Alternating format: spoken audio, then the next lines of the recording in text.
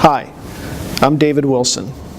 I teach 2 online courses here at St. Mary's, English 1205, Introduction to Literature, and English 2364, the Modern Novella.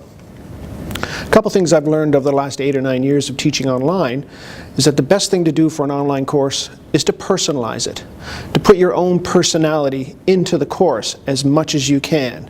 And that might entail things like humor, it might entail using different colors and graphics and trying to make your personality come across in that online environment to welcome the students into this learning experience.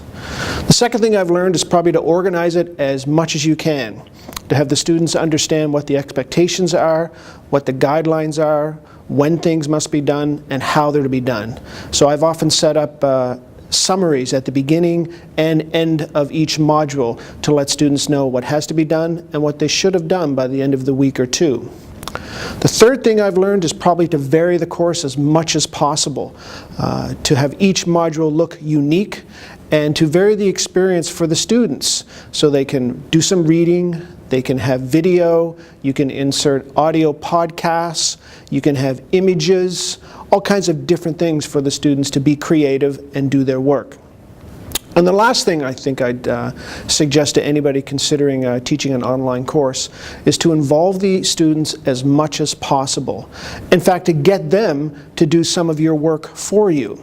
Like, instead of asking them questions, getting the students to suggest their own questions. Instead of offering them web links to do their research, getting them to find the web links that they think would be useful, and things like that. So as much engagement of the students is probably the best policy when teaching an online course. Get them early to put up their profiles, respond to one another, respond to the instructor, and get used to coming to this environment because it can be a fun place to learn and meet people and to enjoy the learning experience as much as possible. Some people wonder if an online course is more work for the faculty. Truth be told, it is up front. There's a lot of work going into designing a course and getting a course up to speed and running it. But once the course runs, it almost teaches itself. The faculty member becomes more of a motivator, an administrator, and a course manager.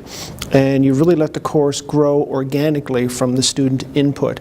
So there's not a lot of work once the course gets going if it's designed properly. You don't have to be a web tech or a computer programmer in order to design these courses and to teach them. The e-learning center here at St. Mary's provides great support on various levels. So you can start out like a techno-peasant like I did, and within a year or 2 you get much more comfortable. And that's important to think about with the students as well, because they can sometimes be overwhelmed and confused by an online environment. So the first couple weeks are crucial in an online course in getting everybody comfortable and orientating the students to where they need to go to get the information.